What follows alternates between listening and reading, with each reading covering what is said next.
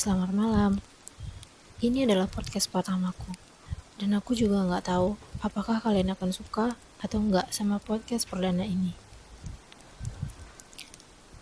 Malam ini, aku ingin membagikan sebuah kisah nyata yang diceritakan langsung oleh seorang teman lama saya. Kita sebut saja namanya Arif. Di balik senyuman yang tenang, ternyata dia menyimpan cerita yang begitu menyentuh hati. Ini adalah kisah tentang kesepian, kehilangan, dan kebaikan kecil yang mengubah hidupnya. Baik, kita dengarkan baik-baik. Arif menceritakan kisahnya kepada saya ketika kami sedang duduk di sebuah taman sore itu. Dengan nada suara yang pelan, dia membuka cerita tentang masa kecilnya yang jauh dari kata bahagia. Dia bilang, sejak usia 7 tahun, dia sudah tinggal sendirian di rumah kecilnya. Orang tuanya bekerja di luar kota, dan dia sempat tinggal bersama om dan tantenya. Tapi yang membuat saya terdiam adalah saat dia berkata, walaupun aku tinggal di rumah om tanteku, rasanya aku seperti orang asing. Mereka punya anak-anak sendiri, dan aku merasa tidak pernah dianggap. Aku ingat waktu kecil, anak-anak omku punya banyak mainan. Aku cuma bisa lihat dari jauh. Mereka nggak pernah beliin aku mainan. Bahkan menyentuh mainan mereka pun nggak boleh. Kalau makan, aku harus menunggu mereka bilang boleh ambil. Aku takut dimarahi. Aku lebih milih tinggal sendiri di rumah kecil kami. Walaupun sepi, rasanya lebih baik daripada tinggal di tempat yang membuat aku merasa tidak diinginkan. Di usianya yang masih sangat muda, Arif harus belajar mandiri, seperti masak, cuci piring sendiri. Bahkan kalau ada yang rusak di rumah, Arif coba betulin sendiri, katanya dengan senyum kecil. Tapi dia tidak bisa menyembunyikan rasa sedih ketika bercerita tentang kesepiannya. Setiap sore, Arif main bola. Itu satu-satunya hal yang bikin Arif lupa sama kesepian. Tapi setiap kali selesai main, teman-temannya dijemput sama ibunya. Si Arif cuma bisa pulang sendiri sambil bawa bola. Arif sering kepikiran, kenapa dia nggak bisa kayak mereka. Dia melanjutkan ceritanya sambil menunduk. Malam-malam, Arif sering nangis di kamar. Tapi Arif tetap nggak mau tinggal bersama om atau tantenya lagi. Rasanya lebih sakit jika Arif tinggal di sana. Nah, singkat cerita, ketika Arif lulus SD, ibunya meminta dia masuk pesantren. Dia bilang, ibuku nggak mau aku sendirian di rumah. Jadi aku mau masuk pesantren. Awalnya aku berat, tapi aku tahu ini buat kebaikanku. Di pesantren, dia mulai belajar hidup bersama teman-temannya, meskipun rasa rindunya pada rumahnya tetap ada.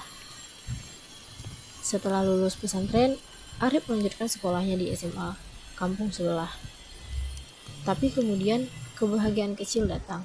Dia bilang, waktu aku kelas 2 SMA, ibuku akhirnya pulang dari luar kota. Dia bilang gak mau kerja jauh lagi. Aku senang banget. Akhirnya aku sendirian lagi, tapi kebahagiaan itu hanya sementara. Beberapa bulan kemudian, ibuku sakit parah dan meninggal. Aku gak tahu lagi harus gimana. Rasanya aku kehilangan semuanya. Saya hanya bisa diam saat dia berkata itu. Aku gak pernah cerita ke teman-temanku atau guruku. Mereka gak tahu apa-apa karena aku gak sekolah di kampungku. Arif melanjutkan ceritanya tentang hari kenaikan kelas.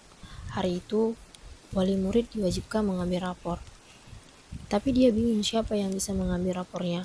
Aku cuma bisa berdiri di depan sekolah, gak tahu harus gimana, katanya.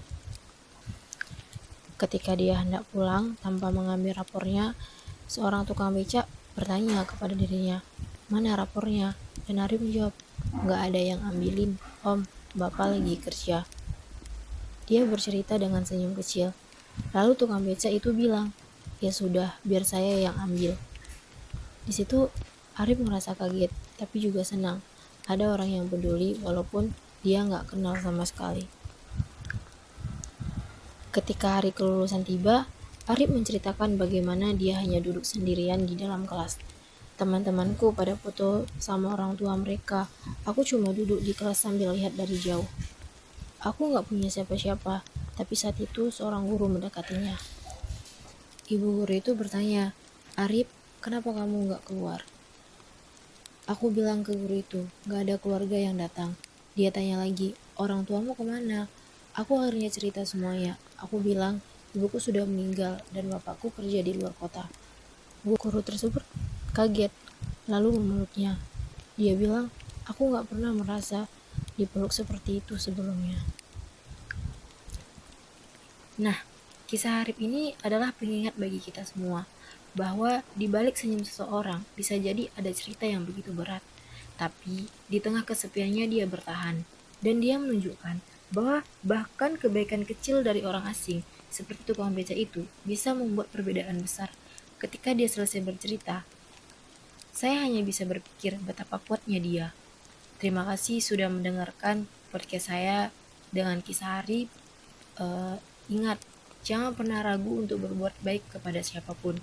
Mungkin itu bagi sebagian orang itu hanya biasa, tapi bisa jadi hal kecil yang kita lakukan bisa membuat orang bahagia. Assalamualaikum warahmatullahi wabarakatuh. Halo teman-teman semua, selamat datang di podcast Kumala. Di sini kita akan mendengarkan kisah-kisah penuh inspirasi yang menggugah hati dan membuka mata. Hari ini saya ingin berbagi sebuah cerita yang mungkin akan mengingatkan kita semua tentang pentingnya harapan dan perjuangan. Ini adalah kisah tentang seorang anak bernama Bima yang tumbuh di tengah badai kehidupan. Bukan badai biasa, tapi ombak besar yang menguji keberanian dan keteguhannya. Bayangkan sejenak, seorang anak kecil yang hidup dalam bayang-bayang pertengkaran orang tuanya, suara bentakan menjadi nada sehari-hari, dan rasa takut menyelimuti setiap malam. Anak itu adalah Bima. Masa kecilnya tidak seperti dongeng indah, melainkan lautan yang penuh ombak besar.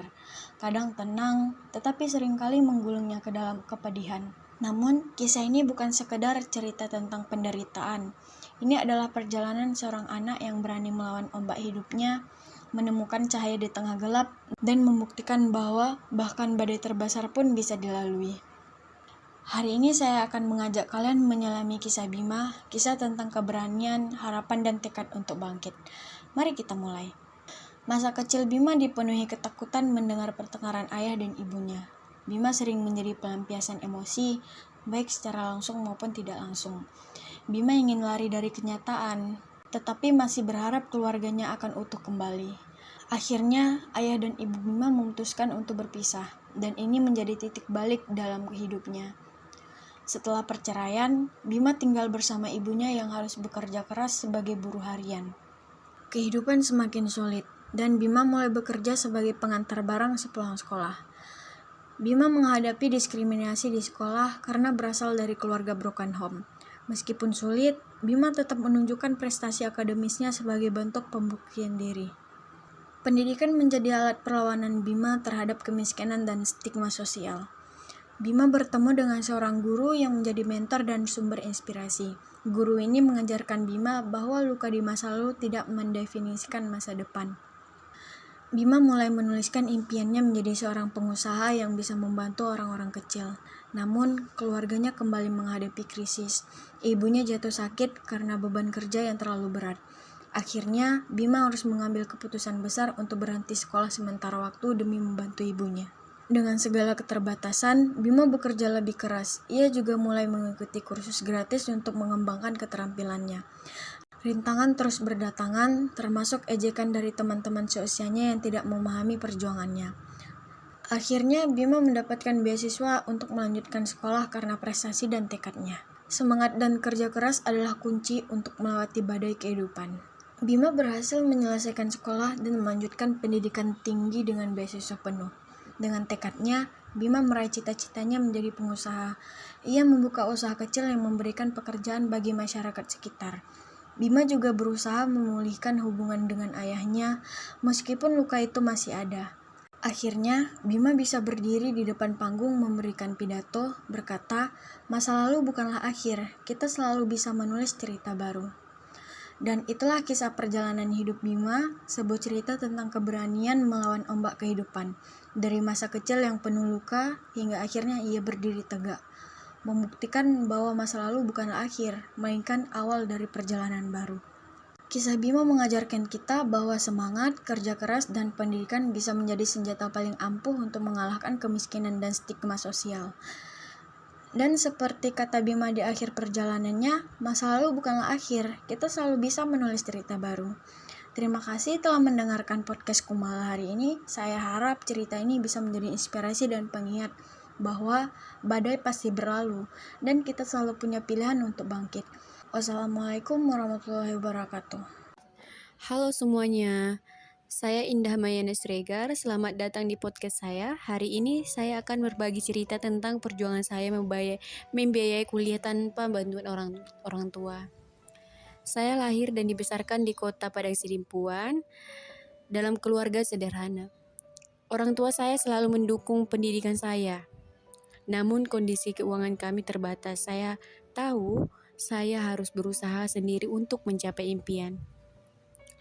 Saya mulai bekerja sebagai pembersih-bersih di rumah orang selama kuliah. Saya juga mencari beasiswa dan mengikuti kompetensi akademis. Setiap hari saya harus mengatur waktu antara kuliah, kerja, dan belajar. Saya menghadapi banyak tantangan, kelelahan, dan kesulitan keuangan.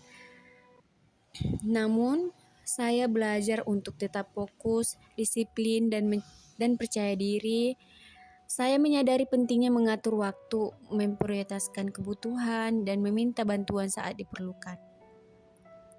Setelah beberapa tahun berjuang, saya berhasil meraih gelar sarjana. Saya merasa bangga dan lega karena bisa membuat orang tua saya bahagia tanpa membebani mereka. Pengalaman ini mengajarkan saya tentang pentingnya kerja keras, disiplin, dan kepercayaan diri. Bagi Anda yang sedang berjuang, jangan menyerah, tetap fokus, cari peluang, dan percayalah pada diri sendiri. Terima kasih telah mendengarkan cerita saya. Semoga inspirasi ini bisa membantu Anda mencapai impian.